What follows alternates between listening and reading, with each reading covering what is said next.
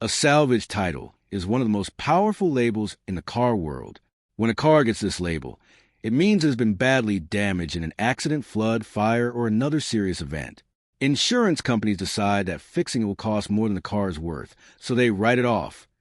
From that moment, the car is no longer seen as a normal vehicle. It becomes a salvage car, and for many people in the automotive industry, that is almost like a death sentence. Big manufacturers like Bugatti, Ferrari, and Porsche build their reputation on perfection, safety, and performance. So when one of their cars is labeled as salvage, it loses value very quickly and is often sent to auctions or scrap yards. Most people believe these cars should stay broken forever. The industry also benefits from this idea because it keeps control over repairs, parts, and pricing. If a supercar is damaged, owners are often pushed toward official service centers where costs are extremely high. In many cases, people accept the insurance payout and move on because repairing these cars feels impossible or too expensive. This system keeps salvage supercars out of the public eye and protects the image of perfection that luxury brands want to maintain. But in recent years, something has started to change. Social media and YouTube have made it possible for independent builders to show what happens behind the scenes. Instead of disappearing into silence, some of these damaged cars are now being bought, rebuilt, and shown to millions of viewers online. This is where the story begins to shift. A dead car is no longer just a waste. It can become a project, a story, and sometimes even a challenge against the biggest names in the automotive world. To understand why salvage supercars are so controversial, it is important to understand how insurance and auctions work. When a car gets into a serious accident, insurance companies evaluate the damage. If the repair cost is higher than the market value of the car, they declare it a total loss. This does not always mean the car is completely destroyed. Sometimes the engine is fine, or the frame can still be repaired, but the cost calculation is what matters most. Once declared a total loss, the vehicle is sent to salvage auctions where buyers can purchase it at a much lower price. These auctions are where many project builders find opportunities. However, supercars are a special category. Cars from brands like Bugatti, Ferrari, and Porsche are built with extremely advanced engineering. Their parts are expensive, rare, and often controlled tightly by manufacturers. Even a small repair can cost thousands of dollars. A major crash can lead to repair estimates that go into hundreds of thousands or even millions. That is why insurance companies often choose to write them off quickly. Once these cars enter the salvage market, they lose their perfect image. They are sold at a fraction of their original price. But buyers take a huge risk. Some cars have hidden structural damage. Others require rare parts that are hard to find. This is why most salvage supercars never return to the road. They are either broken down for parts or left unfinished. However, the growing online community has changed the situation. Skilled mechanics and creators are now willing to take on these risks. They document every step, from buying the wreck to rebuilding it piece by piece. This transparency is what has started to challenge the traditional system, because for the first time, the public can see the real cost and effort behind these machines. One of the most well-known figures in this space is Mat Armstrong, a UK-based automotive content creator. He is not a traditional car mechanic from a factory background. Instead, he built his career on YouTube by buying damaged cars and rebuilding them on camera.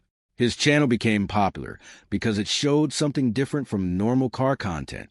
Instead of reviewing new supercars that most viewers could never afford, he focused on broken cars that had been written off and then brought them back to life. Mat Armstrong's approach is simple but powerful. He buys salvage cars, often from auctions, and documents every stage of the rebuild process. This includes stripping the car apart, inspecting damage, sourcing parts, and slowly rebuilding everything. He shows both success and failure. Sometimes parts do not fit. Sometimes repairs cost more than expected. Sometimes the project takes much longer than planned. This honesty is one of the main reasons his audience grew so quickly. Unlike polished car reviews, his content feels real. Viewers see dirty engines, broken frames, and damaged interiors instead of perfect showroom cars. This creates a strong connection because people understand the struggle and effort involved. Over time, his channel became one of the most recognized names in the salvage rebuild community. As his audience grew, so did the scale of his projects. He moved from standard cars to high-performance machines, including models from brands like Ferrari and other luxury manufacturers. Each new project brought more attention, more viewers, and more discussion. But it also brought more pressure, because rebuilding expensive supercars is not only difficult, but also controversial in the automotive world. What makes Mat Armstrong's work especially interesting is the level of transparency he brings to car rebuilding. In most traditional repair environments, costs and processes are hidden from the public. Customers usually only see the final bill. But in his videos, every step is shown clearly. He explains where parts come from, how much they cost, and why certain repairs are needed. This level of openness is rare in the supercar world. For example, when rebuilding a damaged Ferrari, viewers can see exactly how much individual parts cost. They can also see how long it takes to find replacements, especially when parts are controlled by manufacturers or official dealers. This creates a new kind of understanding among viewers. They start to realize that the price of a supercar is not just about materials or performance, but also about branding, exclusivity, and controlled supply chains. This transparency has an unexpected effect. It makes people question why repairs are so expensive at official service centers. It also shows that some repairs, while complex, are not always impossible for skilled independent builders. This does not mean official services are unnecessary, but it does challenge the idea that only manufacturers can safely repair their own cars. As a result, his videos have become more than entertainment. They act as educational content about how cars are built, damaged, and repaired. At the same time, they create debate about fairness, pricing, and access to parts in the automotive industry. This is where tension begins to grow between independent builders and major manufacturers like Bugatti, Ferrari, and Porsche, because the information being shared changes how people see these brands. As rebuild projects became more popular online, discussions started to grow around control and ownership in the automotive industry. One major question is who truly owns a car after it's sold.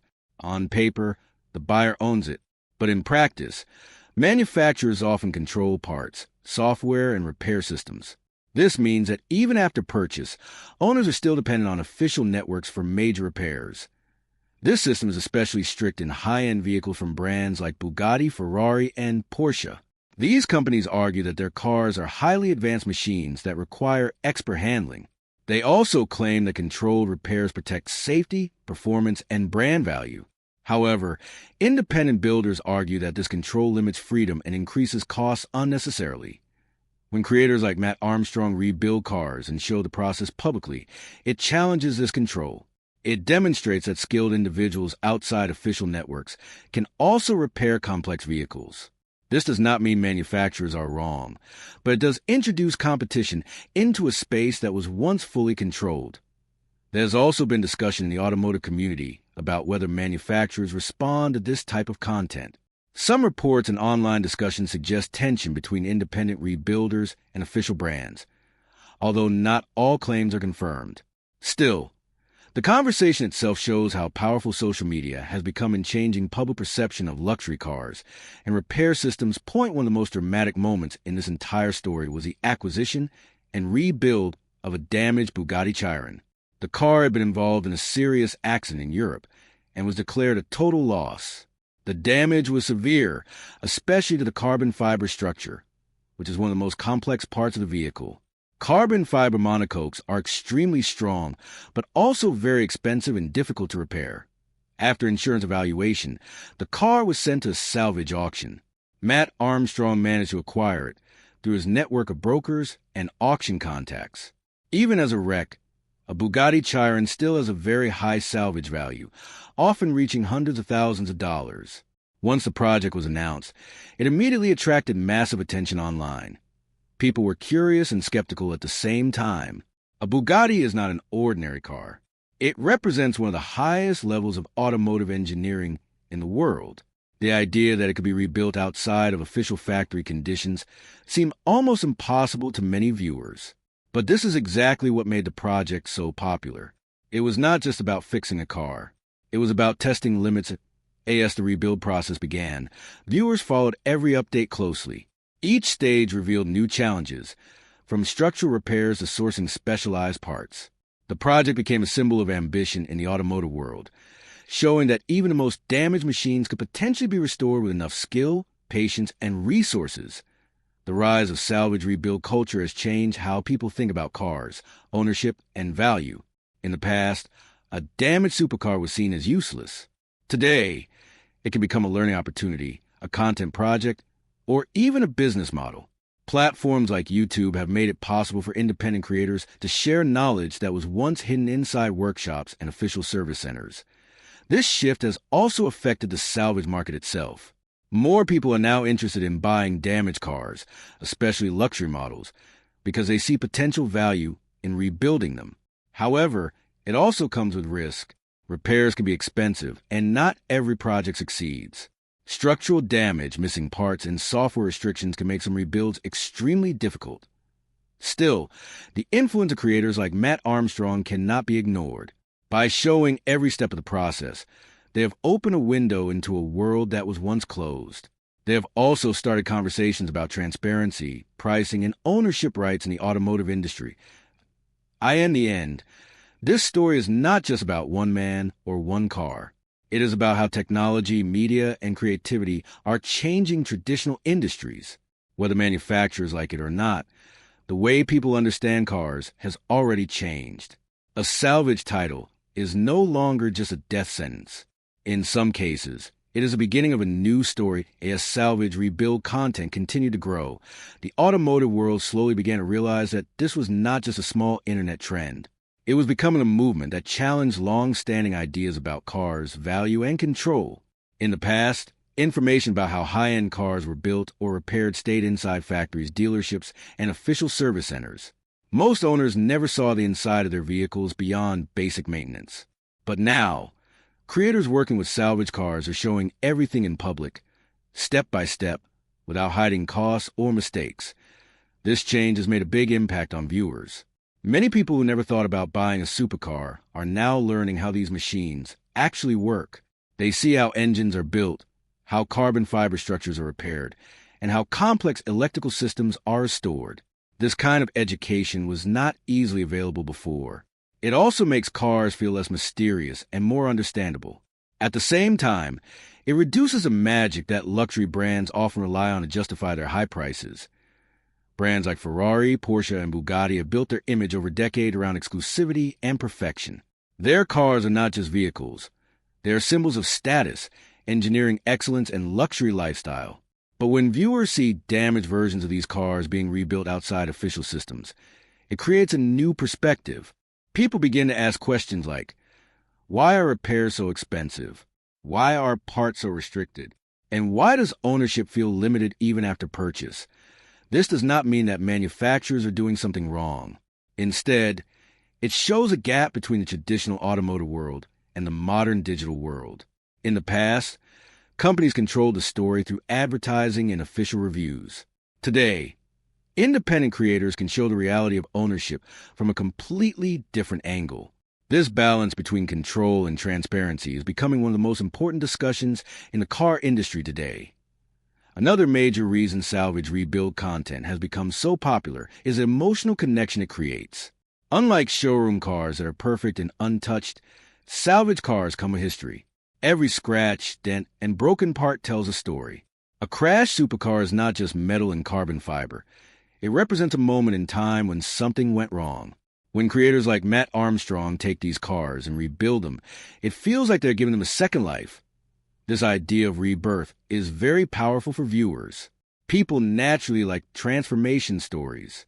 They enjoy watching something broken become whole again. It gives a sense of progress, effort, and achievement. That is why rebuild videos often get millions of views, even if the audience does not fully understand the technical details. The emotional journey is enough to keep them watching at the same time. These rebuilds also show failure.